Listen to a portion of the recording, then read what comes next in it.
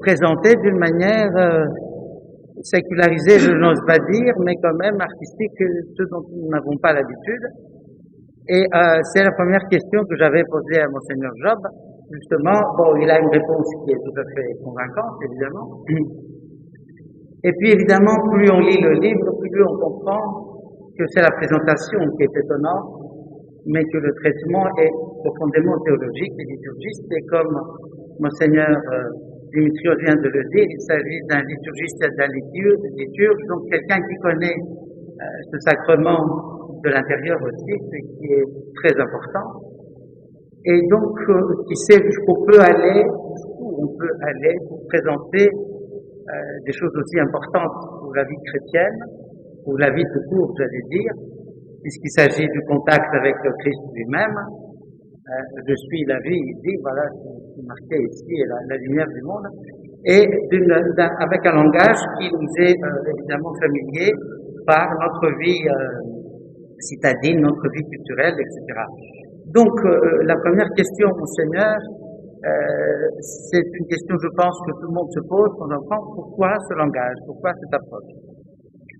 Alors, je dirais qu'il y a deux raisons fondamentales pourquoi j'ai choisi cette approche.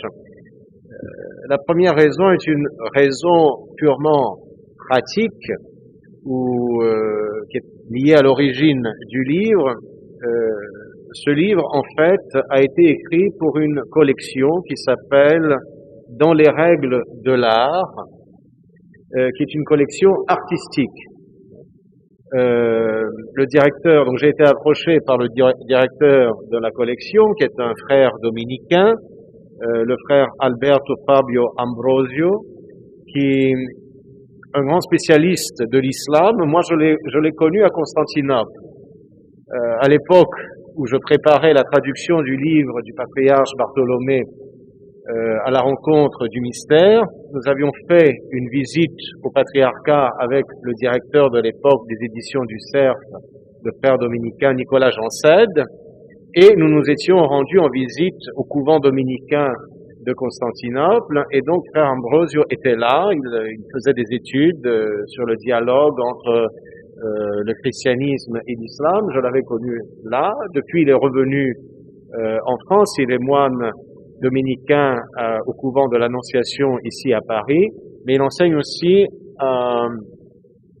au Luxembourg, à la Luxembourg School of Religion and Society, qui a sponsorisé en grande partie la publication de ce livre.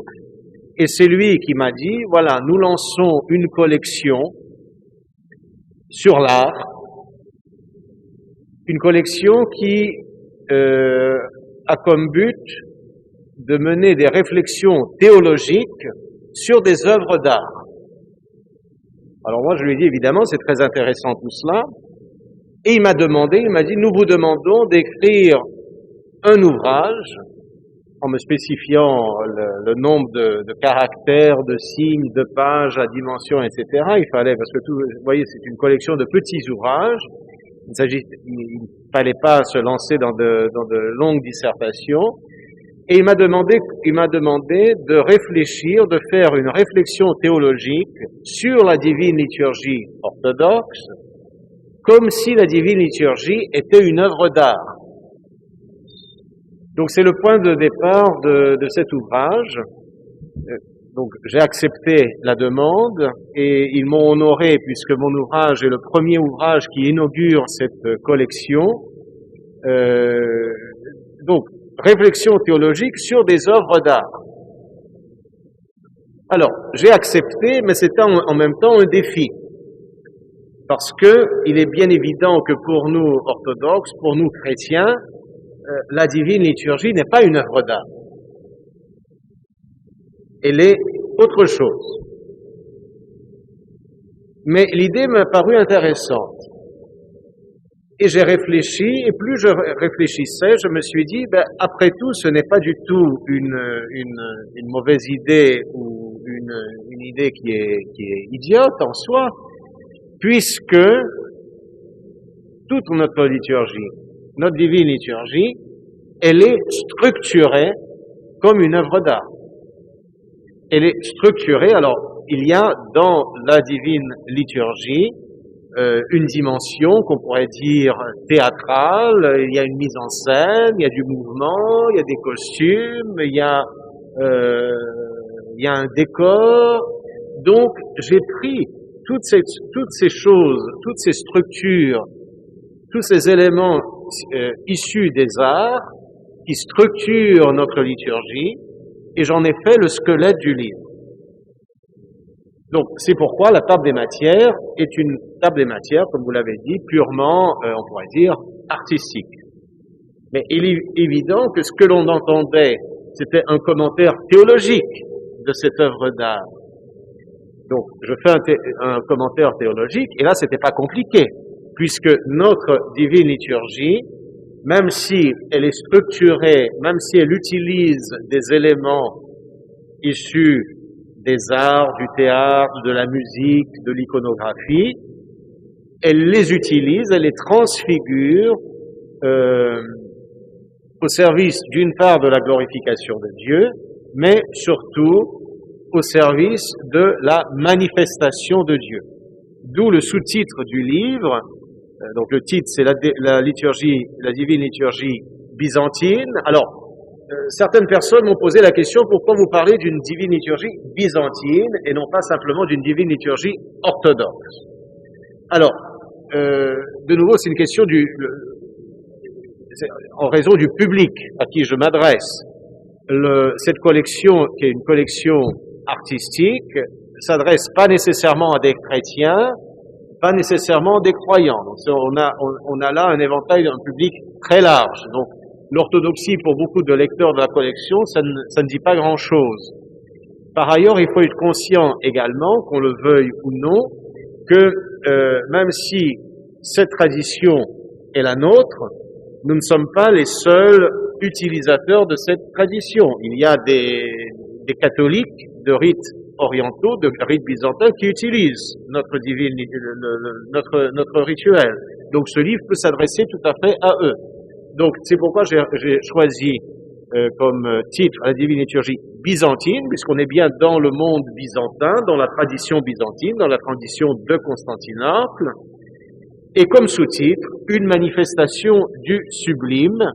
Le sublime, je parle ici du sublime avec un S majuscule, puisque, et ça j'en parle dans le prologue du livre, c'est que Dieu est à la fois le créateur, nous confessons tous Dieu comme créateur, Dieu est le créateur, mais nous pourrions dire aussi que Dieu est l'artiste par excellence avec un A majuscule, et en effet, donc, lorsqu'on lit la Bible, lorsqu'on lit le livre de la Genèse et qu'on lit le récit de la création, il est constamment souligné que chaque fois que Dieu crée, dans le récit de la création, tout ce que Dieu crée est kalos, donc qui peut être compris à la fois comme beau et bon. Donc il y a Dieu est l'auteur du beau, et Dieu dira Saint-Denis l'Aréopagite, Dieu est le beau. Dieu est beau, avec un B majuscule. Alors, merci beaucoup parce que vous, évidemment, vous enchaînez avec la question suivante qui concerne la beauté. Vous avez parlé du beau et il est question de beauté dans ce livre. Alors, la beauté est un terme qu'on utilise beaucoup quand on parle du rituel en général, des rites, en particulier orthodoxes. D'ailleurs, nous sommes parfois accusés des orthodoxes d'accorder trop d'importance à tout ce qui est rite, à tout ce qui est beau, etc., et d'oublier un peu la vie du monde qui nous entoure, je dirais, qui entoure la célébration. Alors, d'abord, une précision peut-être pour le théâtre. Le théâtre, évidemment, quand nous parlons de théâtre aujourd'hui, ça a une connotation tout à fait, je dirais, en dehors de la religion, parce que c'est un art tout à fait à part. Mais dans l'Antiquité, le théâtre est né comme un acte cultuel. Et dans l'Antiquité grecque, en tout cas, c'est ça. Donc, parler de théâtre ne nous éloigne pas de la recherche du divin et du contact avec les dieux. Ça, à l'origine. Puis maintenant, évidemment, la beauté. Donc, il est question de grande beauté, évidemment, dans la liturgie. Et dans votre livre, vous prenez des exemples. Alors, vous avez des citations patristiques ou d'auteurs chrétiens, comme par exemple cet auteur du début du VIe siècle, peut-être qu'on appelle Denis l'Aréopagite, hein, qui parle beaucoup de beauté et dans ses ouvrages. Mais il y a une beauté qui m'a particulièrement interpellé. Je pense que c'est intéressant pour tout le monde parce qu'en même temps on apprend l'histoire comme ça. C'est la beauté qui a fasciné les envoyés du grand prince Vladimir de Kiev, qui avait envoyé des personnes voir comment les chrétiens célébraient. Et au retour, ils nous ont dit que, évidemment, c'est la beauté de la liturgie byzantine qui les a le plus fascinés. Et donc, vous avez ça ici, et dans votre livre. Nous ne savions plus si nous étions au ciel ou sur terre, car il n'y a assurément nulle part une telle splendeur ou beauté sur terre. Nous ne pouvons pas vous la décrire. La seule chose que l'on sache, c'est que Dieu habite là, parmi les hommes, et que leur office surpasse tous les autres cultes. Nous ne pouvons pas oublier cette beauté.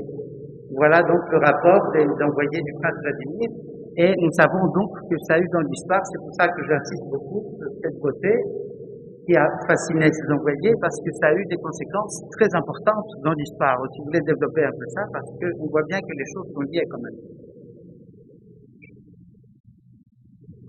Il y a beaucoup de choses à dire. Donc, tout d'abord, donc, comme je le disais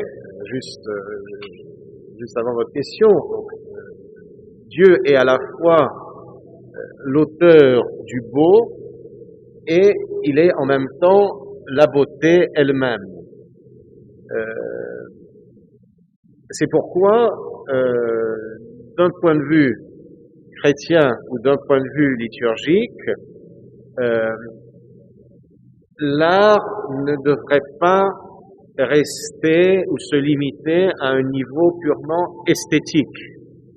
C'est-à-dire que l'art n'est pas une chose pour soi, mais l'art est un moyen, un canal, un pont qui nous aide à percevoir, à atteindre autre chose qui est transcendant, autre chose qui nous dépasse.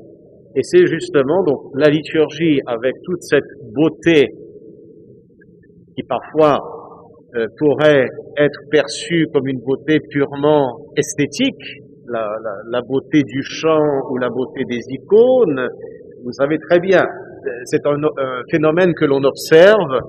Vous pouvez aller dans les magasins, les boutiques des grands musées à travers le monde, ou vous pouvez aller dans les librairies ou dans les magasins de disques.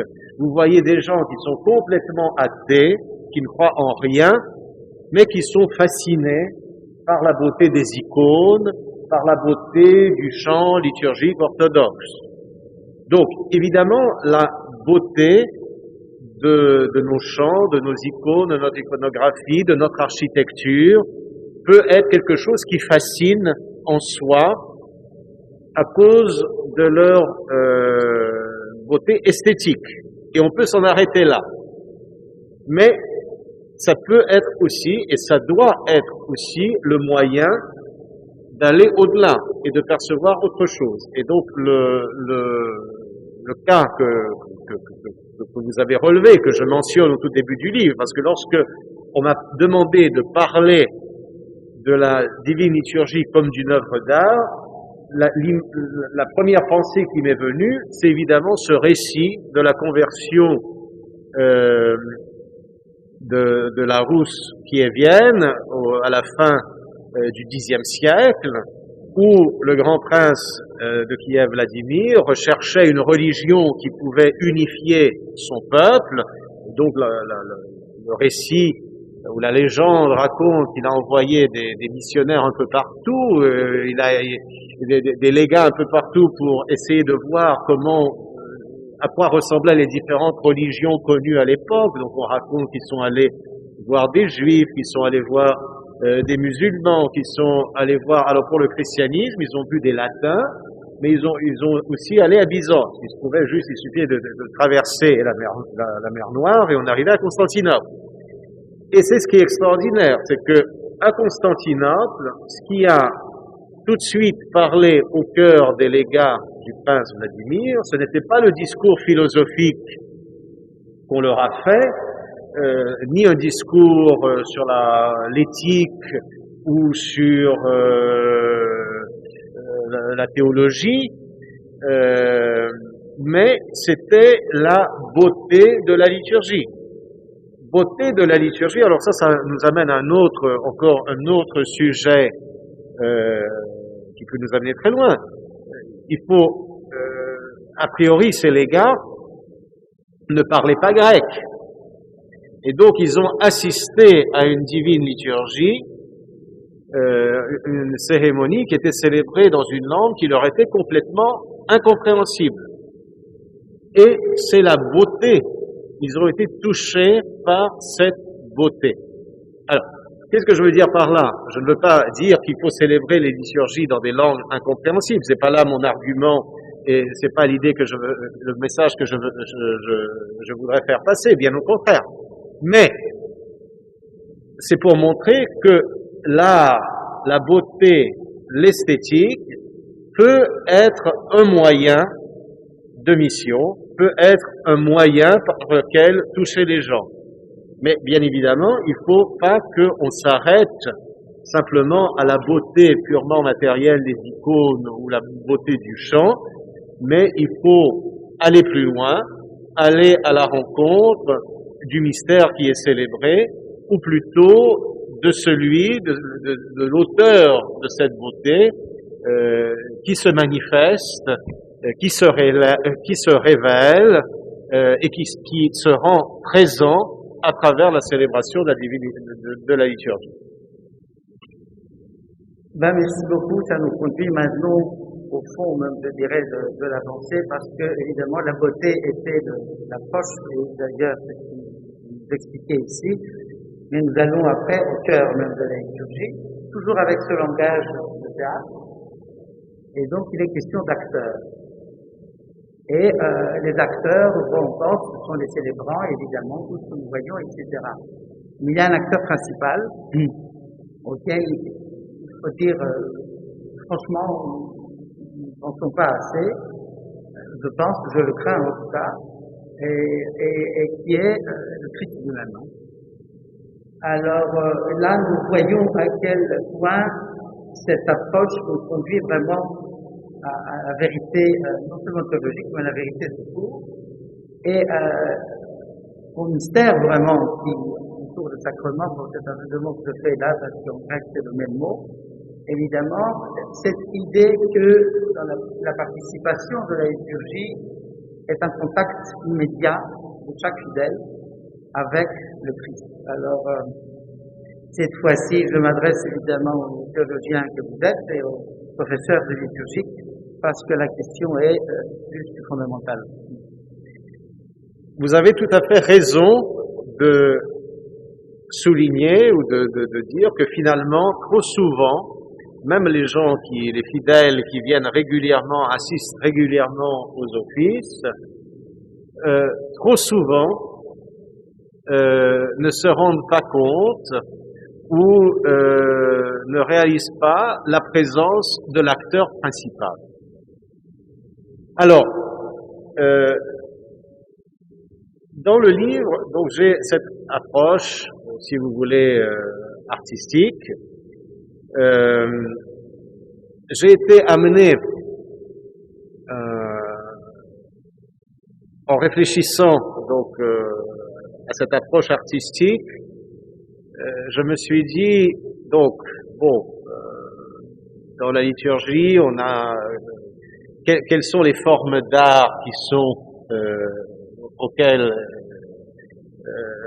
sont liées à la divine liturgie. Bon, il y a évidemment l'architecture, l'iconographie, il y a la musique, bon, il y a l'aspect théâtral qu'on mentionnait. Mais je me suis dit, bon, on a aussi un art qui est la littérature. Et tout de suite, ça m'a fait penser au fait qu'un grand écrivain russe, Nicolas Gogol, avait écrit un commentaire de la Divine Liturgie. Alors je me suis dit qu'il fallait que je creuse un peu, que j'aille voir un peu cet auteur. Alors, Nicolas Gogol a été beaucoup critiqué. Vous savez, tiens, levez la main ceux qui ont lu l'explication de la Divine Liturgie par Nicolas Gogol. Il y a une personne. Une personne. Voilà. Bon, alors, c'est bien, ça confirme mon sentiment que l'explication de la Divine Liturgie de Nicolas Gogol n'est pas un best-seller de l'orthodoxie au XXIe siècle. Et je dirais que c'est un grand dommage. Alors, si c'est pas un best-seller aujourd'hui, c'est tout simplement que Nicolas Gogol a été, au XXe siècle, beaucoup critiqué. On a dit, Nicolas Gogol, il transforme la liturgie en un théâtre. Et il transforme la liturgie en une mise en scène de la vie du Christ. Et on l'a beaucoup critiqué là-dessus.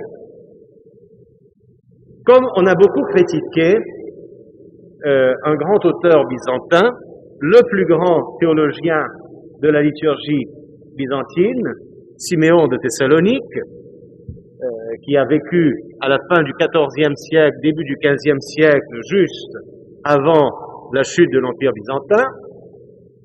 On a beaucoup critiqué au XXe siècle en disant Siméon de Thessalonique, c'est du symbolisme, il fait de l'analogie poussée à l'extrême, c'est de la métaphore, et donc tout ça c'est d'exagération. Alors, les deux auteurs sont très liés, parce que en fait, et là je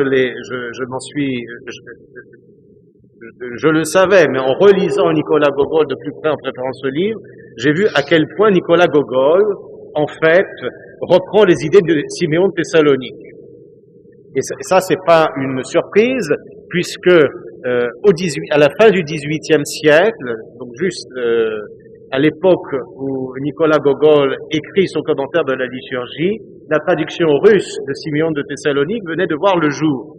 Donc Nicolas Gogol a lu Siméon de Thessalonique. Donc il reprend les idées de Siméon de Thessalonique. Et donc il rentre dans cette tradition de l'exégèse liturgique byzantine. Or, il y a une chose qu'on n'a pas compris au XXe siècle, et dont on a pris connaissance, on a retrouvé le lien à la fin seulement du XXe siècle, c'est la notion de typologie.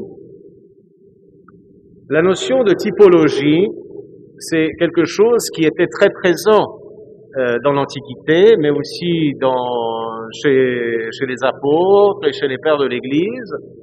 La notion de typologie fait jouer, met en relation une figure qu'on appelle le type, le typos, avec l'antitype auquel elle se réfère, et non seulement qu'elle symbolise comme une représentation simplement morte ou figée, mais qu'elle rend présente.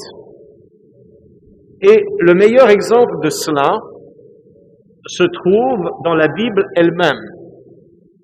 Vous connaissez tous, j'imagine, le récit de l'Exode, dans le récit de l'Exode, lorsque Moïse fait sortir le peuple hébreu d'Égypte, il traverse le désert, et durant cette traversée du désert, le peuple hébreu devient assoiffé.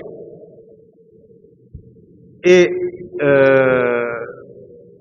le peuple hébreu devient mécontent, parce qu'il dit on était si bien en Égypte, et il commence à rouspéter en disant à Moïse, mais où tu nous amènes? Et donc, pour sauver la situation, on lit dans le chapitre 17, verset 6 de l'Exode, Dieu dit à Moïse, « Voici, je me tiendrai devant toi sur le rocher d'Horeb, tu frapperas le rocher et il en sortira de l'eau, et le peuple boira. » Et le texte poursuit, « Et Moïse fit ainsi aux yeux des anciens d'Israël. » Et c'est ainsi que grâce à Dieu, Moïse abreuve le peuple au milieu du désert. Maintenant, plusieurs siècles plus tard, nous avons Saint Paul. Nous avons Saint Paul qui fait un commentaire de cet épisode du livre d'Exode. Et c'est dans la première épître aux Corinthiens, au chapitre 10. Saint Paul écrit, « Ils, en parlant des Hébreux, ont tous bu le même breuvage spirituel, car ils buvaient à un rocher spirituel qui les suivait. Et attention, écoutez bien, ce rocher était le Christ. Ce rocher était le Christ. » Saint Paul ne nous dit pas que le rocher d'Horeb qui a abreuvé le peuple hébreu dans le désert annonçait le Christ. Non. Il ne nous dit pas que ce rocher était une représentation théâtrale ou iconographique du Christ. Non. Il ne nous dit pas que ce rocher nous faisait penser au Christ. Non. Saint Paul nous dit, ce rocher dans le désert que frappe Moïse, ce rocher était le Christ. Vous voyez donc une relation typologique entre le rocher dans le désert où le peuple, durant la pérégrination du peuple hébreu que frappe Moïse et qui abreuve le peuple hébreu, et le Christ. C'est une relation typologique. Dans la liturgie, non seulement dans la divine liturgie, mais dans toutes nos actions liturgiques dans l'Église, nous avons la même relation. Nous avons la même relation typologique. Lorsque Monseigneur Dimitrios se tient ici et bénit l'Assemblée, par exemple, avec les cierges, les Vikirat Vikira, ce Monseigneur Dimitrios est le Christ. Non pas qu'il remplace le Christ, non pas qu'il se prenne pour le Christ, mais le Christ est actif à travers le célébrant. Toutes les actions liturgiques sont ainsi. Et c'est pourquoi, derrière tous les rites, tous les célébrants, il y a ce célébrant principal que l'on ne voit pas, mais qui est présent et qui agit à travers les différentes célébrations. Et c'est une des raisons aussi pour laquelle, lorsque nous avons tout l'honneur, particulièrement dans l'orthodoxie, que nous donnons à l'évêque ou au prêtre qui célèbre ou aux célébrants en général, il ne s'agit pas de cléricalisme, il ne s'agit pas de faire d'une partie des hommes une caste à part. Non, il s'agit de reconnaître sous les traits de ces personnes l'action du Christ et de donner, comme lorsque c'est cette même idée, cette même relation que nous avons, par exemple, avec la vénération des icônes. Lorsque nous vénérons les saintes icônes dans l'orthodoxie, nous ne vénérons pas le bois ou la matière, mais nous vénérons la personne qui est représentée à travers les traits de cette icône. Et donc il y a cette relation typologique qui relie les différents célébrants de la divine liturgie ou de la liturgie en général avec le célébrant, l'acteur principal qui est le Christ lui-même.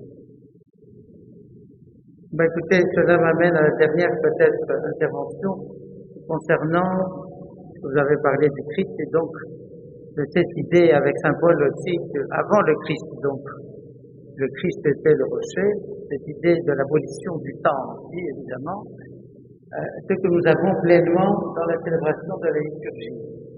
Et bon, ça fait partie des prières dites secrètes, et donc peut-être que tout le monde ne suit pas toujours, on n'a pas vraiment fait toujours attention.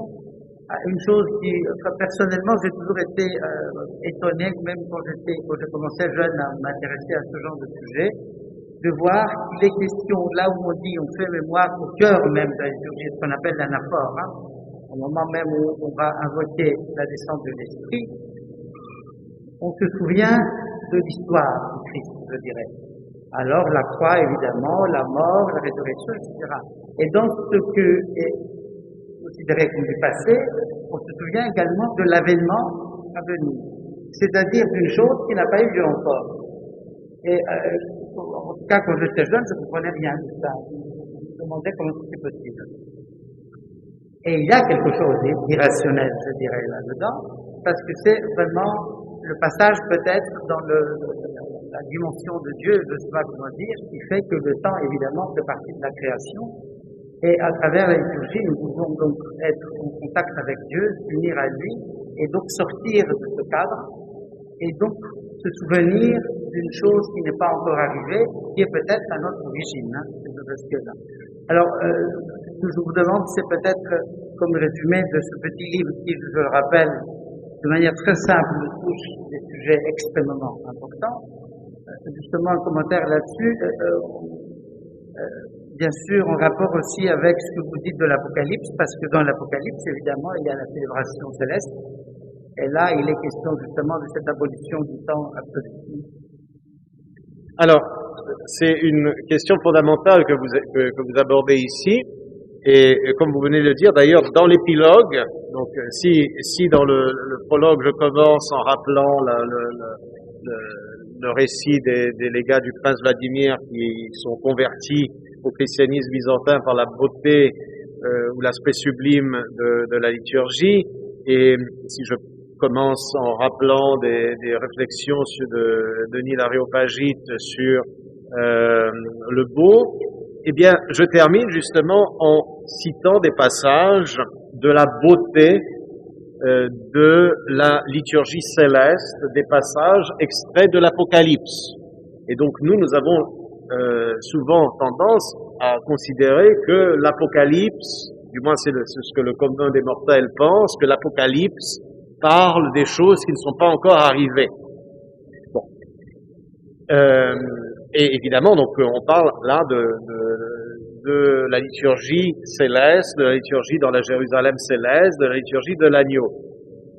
Et je souligne que la liturgie décrite dans le dernier livre de la Bible, qui est l'Apocalypse, est la même liturgie que nous célébrons chaque dimanche à l'Église. Alors évidemment, c'est quelque chose qui nous déconcerte en un premier temps. Je l'expliquerai tout d'abord, et pour bien comprendre les choses, c'est que en grec, il y a deux notions de temps. Donc il y a le chronos, qui a donné lieu à la chronologie, c'est-à-dire qu'un événement vient avant l'autre. Et ce qui fait que lorsqu'on est dans la chronologie, effectivement, nous avons des événements du passé, donc la naissance du Christ, la mort du Christ sur la croix, la résurrection du Christ, l'ascension du Christ appartiennent tous au passé. Et puis il y a des événements qui vont venir, qui ne sont pas encore là. Et donc, effectivement, la parousie, la deuxième venue du Christ n'a pas encore eu lieu. C'est quelque chose que nous attendons. C'est quelque chose de futur. Et donc, un événement futur ne peut pas être dans le passé ni dans le présent. Et un événement passé ne peut être dans le présent que si on en fait mémoire ou si on en fait un rappel historique. Cela découle d'une vision chronologique, donc de cette notion de chronos. Maintenant, ce qu'il ne faut pas oublier, c'est que Dieu, lui, est dans l'éternité. Dieu étant dans l'éternité, Dieu est en dehors du temps. Et donc, il y a une autre notion du temps dans la langue grecque qui est le kéros, qui est l'instant présent ou le moment. Et donc, très souvent dans la liturgie, lorsqu'on commence d'ailleurs la divine liturgie, le diacre, nous avons un diacre ici présent tout à l'heure, il a dit à Monseigneur Dimitrios, voici le kéros de commencer la divine liturgie. Et donc, le commun des mortels, lorsqu'il lit le texte de la liturgie, eh bien, lorsqu'il lit ces paroles, il dit, eh bien, c'est très simple. C'est tout simplement le moment est venu pour nous de commencer la célébration. Mais en fait, si on analyse en profondeur ces paroles, qui d'ailleurs sont extraites d'un psaume, donc qui nous viennent de la Bible, cela se réfère à l'action de Dieu, c'est-à-dire que Dieu, qui est dans l'éternité, à ce moment-là, commence à agir, entrer dans l'histoire, entrer dans le temps, entrer dans la chronologie. Et Dieu étant dans l'éternité, puisqu'il agit, eh bien par son action, il réunit, il fait le lien entre les actions du passé, les actions du présent et les actions du futur. Et donc, on pourrait conclure en disant que la divine liturgie, certes, est une anamnèse, un rappel, une commémoration de tout ce qui s'est passé dans le passé, l'incarnation, le baptême du Christ, la mort du Christ, la résurrection du Christ, son ascension. Mais c'est aussi l'action présente du Christ au moment où nous célébrons la divine liturgie, l'action du Christ dans notre vie. Et cette action du Christ nous lie déjà par le Christ à ce qui nous attend dans l'éternité. Et c'est pourquoi la divine liturgie est déjà une manifestation ou une entrée ou un avant-goût du royaume céleste. Une des raisons d'ailleurs pour laquelle la divine liturgie commence par la bénédiction initiale, béni est le royaume, béni est le règne du Père, du Fils et du Saint-Esprit. Par la divine liturgie, nous avons déjà un avant-goût du royaume à venir, du royaume céleste. Et donc, dans la célébration liturgique, le passé, le présent et le futur sont reliés. Écoutez, je crois que c'est vraiment un moment de conclusion très important. Et peut-être avant de conclure vraiment, faut-il demander à nos amis qui sont ici s'il y a des questions, parce qu'il est possible qu'il y ait des questions qui n'ont pas été répondues ou des questions qui sont nées de cet échange avec Monseigneur Job. Et je vous dis que je n'ai pas dit tout à l'heure, Monseigneur Dimitri t'a présenté Monseigneur Job, mais je vous dis qu'on se connaît depuis très longtemps. Quand Monseigneur était arrivé en France pour faire son doctorat, tout jeune diacre, je me souviens de lui, il était déjà plongé dans ses affaires de liturgie, si je puis dire, parce qu'il a travaillé beaucoup sur la réforme du métropolite Cyprien de Kiev, réforme liturgique, et puis il a écrit également un livre sur le typicone byzantin, le typicone décrypté, qui a été traduit en anglais, je crois, c'est ça, oui. Et qui est présentement en train d'être traduit en grec. En grec, il y a aussi la thèse de doctorat qui a été traduite en grec à Thessalonique, par le monastère, les éditions du monastère de la Tade, donc évidemment des Platés, donc quelqu'un qui est vraiment plongé dans ces affaires, si je puis dire, ces questions depuis très longtemps. Alors, y a-t-il des questions, des réflexions, pas seulement des questions, je ne sais pas. Je sais bien qu'on plonge très profondément avec ce genre de questions et que parfois on se sent un peu, on est ébloui, en même temps un peu aphone devant ces mystères-là, mais on ne sait jamais, et ça peut conduire à des questions, des réflexions personnelles. Est-ce qu'il y a quelqu'un qui voudrait dire quelque chose?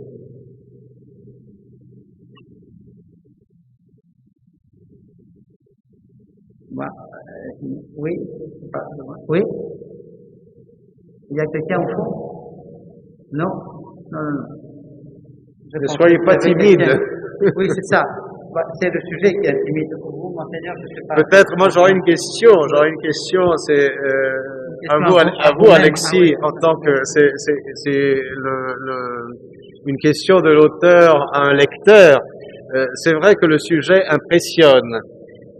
Mais vous, Alexis, qui avez lu le livre, est-ce que le livre vous semble quand même accessible ou il déconcerte? Alors, je vous dis, franchement, au tout début, comme je l'ai dit, j'étais un peu étonné, surtout venant de M. Job, qui a toute la science logique que l'on connaît. Et puis, en lisant, je me suis dit, c'est une excellente entrée en matière de liturgique, parce que justement, le langage est un langage très proche, je crois, à chacun de nous. Et c'est donc, comment dire, un instrument de catéchèse, dans le bon sens du terme, excellent, je trouve, justement, parce que on n'a pas besoin d'avoir étudié beaucoup la théologie et une théologie aussi profonde, si vous voulez, pour pouvoir comprendre ce livre, ou en tout cas être en contact, ce qui est souvent, évidemment, le cas des travaux théologiques, qui sont souvent, ils semblent être destinés à des connaisseurs. Donc ici, c'est pas le cas du tout, mais en même temps, en le lisant, pour moi, c'est la plus grande qualité, c'est que pour qui fréquente la liturgie, tout le monde trouvera des points de référence, si vous voulez, qui vont lui rappeler un peu sa condition de fidèle dans les participations à la célébration. Et donc, c'est pour ça que je me suis permis de proposer d'ailleurs de mettre cette idée de faire aujourd'hui cette rencontre, parce que je crois que c'est une très bonne approche de la liturgie, d'ailleurs très simple, parce que l'ouvrage n'est pas grand, comme vous le voyez, il est petit, et comme j'ai dit, son prix est tout à fait plus qu'abordable. Et donc, c'est une manière d'aller vers les fidèles et de leur expliquer ce qui souvent semble assez fermé, parce que souvent la liturgie semble être un code. Il n'est réservé qu'à certaines personnes qui sont déjà habituées. Et donc, évidemment, on est un peu inhibé devant la difficulté du sujet. Alors, vous vouliez dire quelque chose? Oui, oui.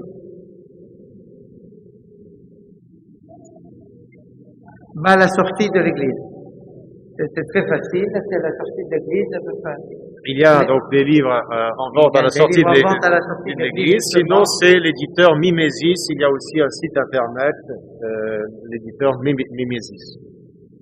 Oui, ceux qui veulent, évidemment, peuvent demander, Monseigneur dit, on peut demander à l'auteur de dédicacer même l'ouvrage, ce qui est tout à fait possible et recommandé. Mais ce qui est encore plus recommandé, moi je dirais, c'est de lire et de relire, et peut-être à partir de ce livre d'aller chercher plus loin, parce qu'il y a plein de références aussi. Pour qui s'intéresse à l'histoire, il va chercher des choses historiques. Pour qui s'intéresse justement à la beauté, il y a des choses qui peuvent être développées, parce que vous savez qu'il y a énormément de livres et de littérature écrite sur tout ce qui est, je dirais, science liturgique, évidemment, et ce qui peut avoir un vrai intérêt théologique et peut évidemment avoir une première approche ici qui va le conduire à des ouvrages plus profonds et qui vont plus loin. Alors évidemment, il y a aussi l'ouvrage de Nicolas Gogol que vous connaissez peut-être.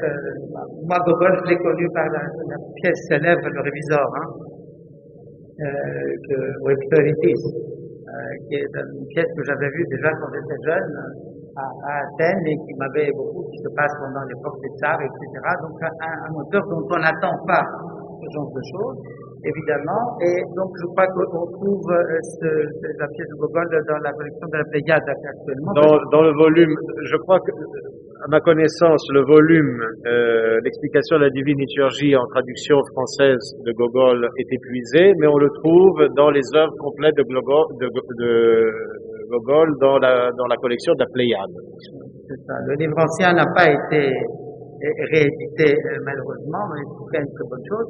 Puis évidemment, la source de Gogol, comme Monseigneur l'a dit, mais ça c'est plus difficile à trouver en français évidemment. Ça n'existe pas. Ça n'existe pas. Voilà, Saint Siméon de Thessalonique. Vous voyez qu'on trouve nos sources de Thessalonique très souvent. Et Alors, et donc cet archevêque de Thessalonique, on va dire, du premier quart du XVe siècle, pour simplifier les choses, et qui donc fait cette approche typologique, comme Monseigneur le disait tout à l'heure, et malgré les critiques, parce que tout ça a été soumis à la critique, je dirais, des spécialistes, mais également du temps. Et ça, c'est très important, le temps. Hein, et on voit que la typologie existe, et que la typologie est une manière utilisée déjà par les pères, par la Bible, etc., pour nous permettre d'approcher ces grands mystères. Alors, pour répondre tout à fait à la promesse que j'ai faite tout à l'heure au vicaire général, je vous rappelle qu'il y a une nouvelle rencontre qui est prévue le deuxième dimanche dans Carême, dimanche de Grégoire Palamas, aussitôt après la liturgie de nouveau. Cette fois-ci, ce sera pour la présentation d'un livre qui contient les homélies de Grégoire Palamas ou les grandes fêtes du Seigneur, comme on dit, avec Jérôme Clair, qui est la personne qui a traduit ce livre et qui a paru récemment. Et donc, nous aurons le plaisir, si je puis dire, de continuer ce genre de rencontre avec la bénédiction de Monseigneur et la citation de Monseigneur Diot. Et le temps de Carême, évidemment, est un temps qui est tout à fait propice à ce genre de réflexion. Il y aura même le 4e dimanche de Carême une nouvelle présentation. Donc la première fois, c'est je crois le 20 mars, comme ça, je crois que c'est au mois de mars.